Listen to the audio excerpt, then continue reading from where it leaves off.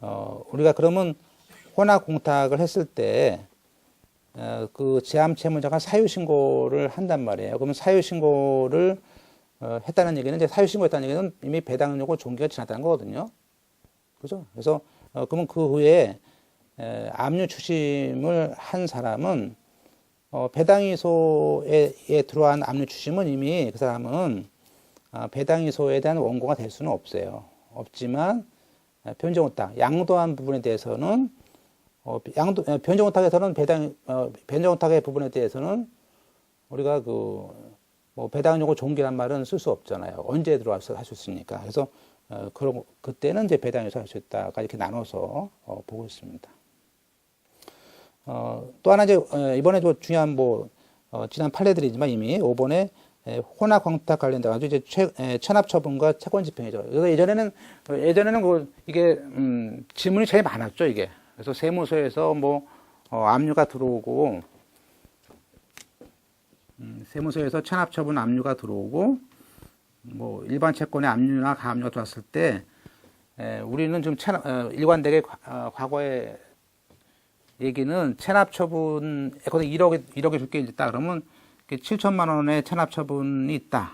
그러면 이 사람한테 체납 처분을 이제 공제한 나머지만 집행공탁 할 수 있다라는 부분이었는데, 이 부분에 대해서 이제 많은 학자들이 이 체납 처분도 압류의 성격이 같은 성격이 있기 때문에 이것도 같이 공탁을 해야 되지 않느냐라는 문제가 있었어요. 그러다가 이제 작년 8월달, 7월달에 판례가 드디어 이 체납 처분과 압류가 이게 선행이든 후행이든 관계없이 이때도 제암 채무자는 공탁할 수 있게 하자 이거죠.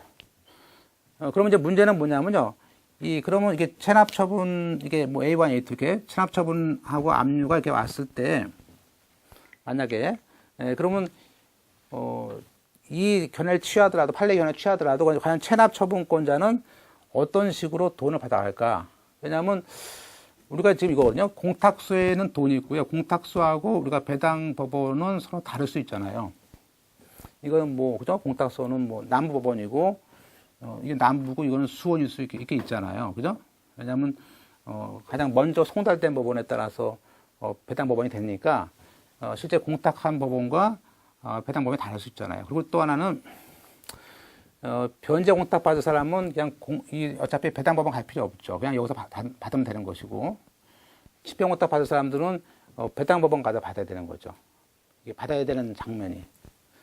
그러면 판례가 그러면 제가 예전에도 궁금했던 건 뭐냐면, 체납 처분권자가 만약에 압류 경합으로 공탁한다면, 그러면 체납 처분권자는 돈을 그러면 이게 이 압류에 준해서 집행 채권자를 봐서 배당 받는 거냐, 이거서. 아니면 체납 처분권자가 그냥 압류에 준할 뿐이지 너도 그냥 일반 채권자니까 그냥 공탁금을 받느냐. 이제 이런 문제가 생겼는데, 그게 고민했었는데 사실 어떻게 할까 싶었는데, 과연 또 하나는 체납 처분권자가 이 사람이 당연히 이 사람도 과연 배당받을 수 있는 지위에 있는 건가? 라는 그 조문이 없잖아요. 우리 조문에. 과연 어떤 식으로 과연 이걸 해결할까 했었는데, 결국에는 판례는 압류에 관해서는 이거에 같은 모습이 아니냐. 다른 압류의 처분금지와 똑같은 거니까 얘도 처분금지 같지만, 이 돈을 받는 방법에 가서는 이렇게 가서 받는 걸로. 배당 법원이 아니고, 이게 공탁에 받는 법원으로 이렇게 이제 공탁 예규를 만들었어요. 그래서 공탁 예규는 이렇게 가서 받고, 얘는 이렇게 받고. 그래서 집행채권, 예컨대 만약에 지금 1억이 됐다 그러면 만약에 4천만 원은 세무서에서 압류, 체납처분이죠. 4천만 원은 일반 압류. 나머지 2천만 원은 이제 남은 거 이용금은 채무자한테 줄 거 아니에요.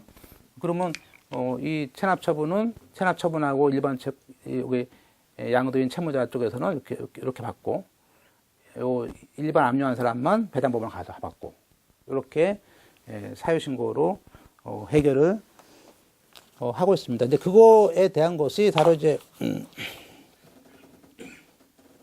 오늘 두 번째 자료 잠깐 보실까요? 그 두 번째 자료에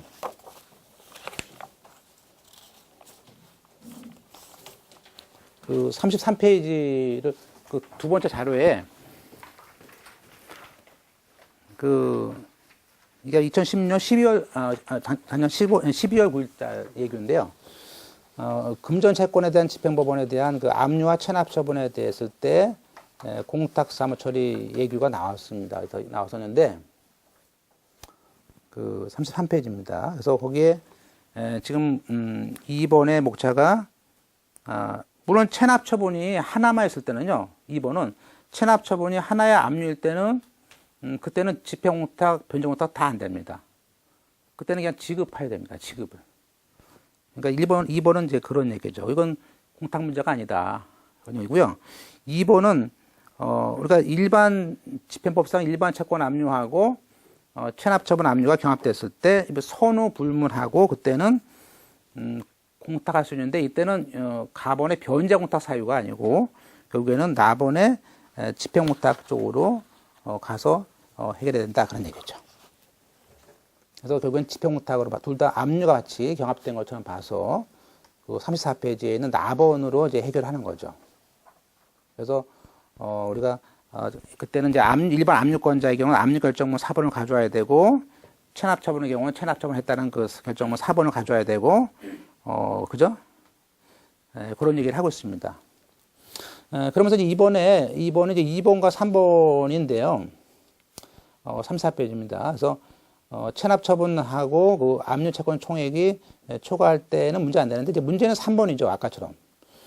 그 압류와 체납 처분이 이렇게 총액이 피압류 채권을 초과하지가 않아요. 그러니까 1억 줄 게 있는데 뭐 4천만 원 세금, 4천만 원은 일반 채권. 그럼 나머지는 채무자한테 줄 거 아니에요? 그런 경우에 어떻게 할 것이냐에 대해서 우리가 3번을 좀 주목할 것 같습니다. 그래서 그때 집행공탁 하면서 그 채무자를 기재하는데 이제 우리가 이제 봐야 될 것은 결국에는 이제 나번이죠. 나번의 35페이지는 나번이죠.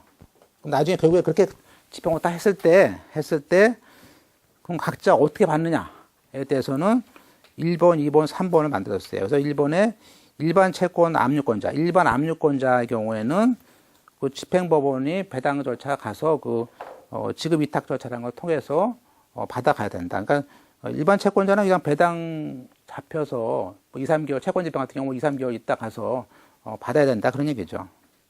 그리고 2번에 압류가 미치지 않는, 나오죠. 체납처분. 이 체납처분권자에 대해서는 이때는 배당이 아니고 그냥 공탁금 출급으로 가서 그 배당이라는 절차 걸치지 않고 여기 와서는 그냥 일반 채권자처럼 취급하는 거죠. 압류와 달리 그렇게 간다라는 얘기고요. 물론 이제 3번에 일반 압류 빼고 체납처분 빼고 그 그나마 남은 잉여금이겠죠. 일종의 그것은 원래 압류 채무자한테도 그냥 압류 채무자한테 그냥 변제공탁 받을 걸 그냥 집행공탁 했으니까 성질이 받아간다라는 이제 1번, 2번, 3번을 가서 약간 법리가 어떻게 할까 싶었는데 그렇게 풀어가지고 나온 것 같습니다. 그래서 이제 이렇게 받아갑니다라고 이제 설명을 해야겠죠. 공탁하면서 이제 이렇게 받아갑니다 이렇게라고.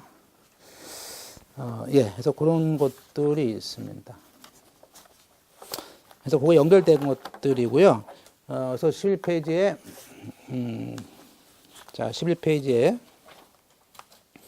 다시 이제 앞으로 이제 혼합공탁으로 왔습니다. 그래서 그 체납처분 이제 그렇게 해결했고 이제 그거가 나오게 된 그 이제 동인이 2015년 7월 9일자죠.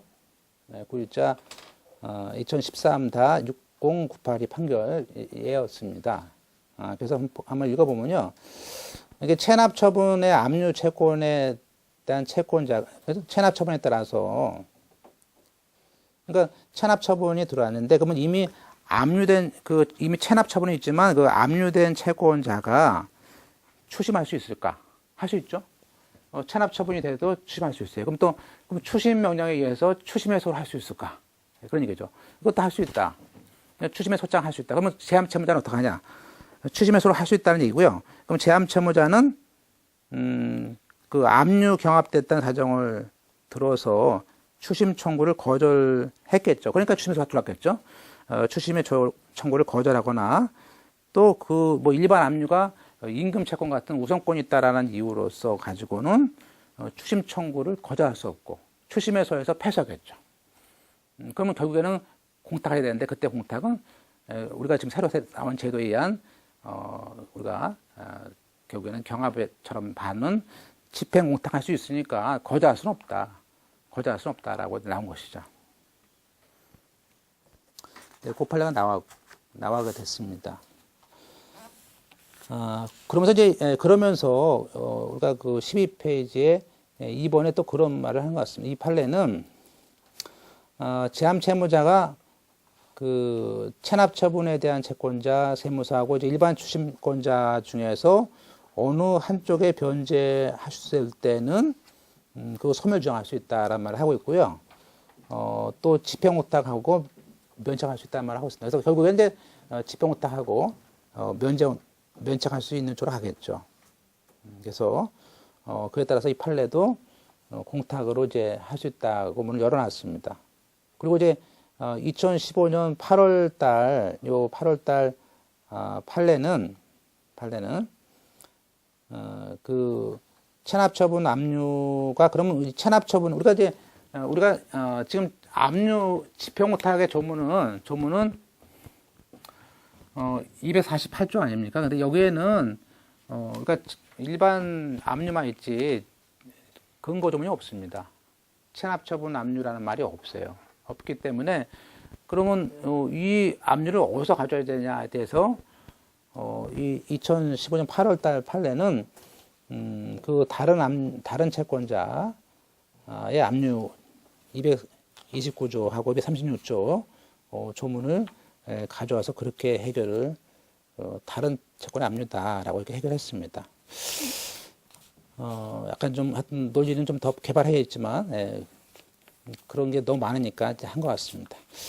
그리고 이제 끝으로 이제 우리가 14페이지에 또 혼합공탁의 좀 어려운 장면이 또 2번인데요. 2번에 사회행위가 이렇게 엮였을 때 뭐 이것만 가지고 또 이렇게 논의될 것이 많죠. 예. 그래서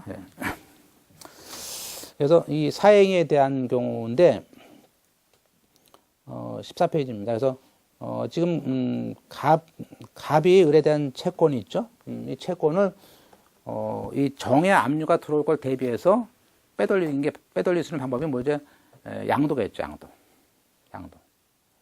그러면 그때 갑이 의뢰된 채권을 병한테 양도했을 때 그 정은 이제 결국에 정은 일단은 채무자 상대로 압류를 해놓고 보니까 이미 선행하는 양도가 있다라고 말을 하는 거예요.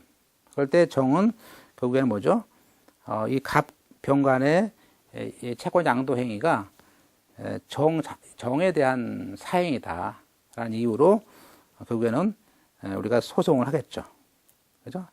소송을 하면서 압류를 했을 때 그때도 을은 결국에 원래 이거는요 어떻게 보면요 갑과 을 간의 양도의 다툼이 있는 건 아니에요. 우리가 얘기하는 갑을 간의 양도가 다툼이 있었을 때 하는 그런 공탁이 아니고 그 사행위가 오히려 제3자인 정이 다투는 거죠. 그래서 이런 것도 혼합이냐 말을 했지만 이런 경우도 을은 혼합 공탁을 통해서 해결할 수 있다. 약간 성질이. 그다음에 이제 3번의 끝으로 이제 우리가 가처분의 경우에도 그러면 가압류의 경우는 공탁할 수 있지 않습니까? 조문이 있지 않습니까? 291조가 있는데 이 가처분의 경우에도 같은 얘기냐 알아야 돼서요. 요 3번은요. 그 A번은 지우세요. A번은 제가 뭐 보니까 A번은 지워도 될 것 같습니다. A번은 그냥 지우시고요. A번이 없나요? 여기? 제가 어떤 논문을 제가 지워놨는데, 그러니까 지금 갑과 을이 있죠. 갑과 을이 채권 채무자고, 먼저 갑을에 대해서 갑을이 이제 병이 채권 지급하지 말라는 가처분 할 수 있잖아요. 채권 지급금지 가처분이 이때 가처분은 그런 가처분이죠. 병이 갑을 간에 을이 갑에게 든 채권을 지급금지하라는 가처분 해놓고 또 두 번째 정의죠. 일반 채권 압류 들어왔을 때 그럼 을은 어떤 공탁을 해야 되느냐 문제인데 그러면 이게 가처분과 압류의 그냥 경합이냐 아니면 이 가처분의 성격이 뭐냐 이거죠. 근데 이제 근데 우리 조문에는요 이 압류 관련 공탁, 가압류 관련 공탁만 했지 가처분은 집행공탁이 아닙니다. 가처분은 변제공탁이 오고 있습니다. 판례가. 그래서 선행하는 가처분의 경우에 변제공탁 사유가 생기고 후행하는 압류 경우에 집행공탁이 생겨서 이 경우도 그 우리가 생각하는 우리가 혼합공탁의 문제다 이거죠. 그래서 그렇게 해결해야 된다는 이제 것이죠. 그래서 왜냐하면 그 15페이지에 2008년도 판례를 보면 지함 채무자가 이 가압류가 됐다 해서 이걸로 우리가 얘기하는 집행공탁의 문제는 아니다. 그죠? 왜냐하면요, 우리가 압류나 가압류 관련 공탁은 뭐예요? 궁극적인 목표는요, 배당을 받기 위해서 압류나 가압류 한 것이거든요. 근데 채권 지급 금지는 채권 지급 금지에 불과하지 배당과는 무관하다는 거예요. 그래서 우리가 이런 지급 금지 가처분 같은 경우에는 그냥 변제 공탁에 내가 지급 금지 가처분 때문에 돈을 못 주는 그런 것이기 때문에 이런 경우에는 변제 공탁 사유가 될지언정 집행 공탁은 안 된다는 것이죠. 그래서 한번 정리해 봤습니다.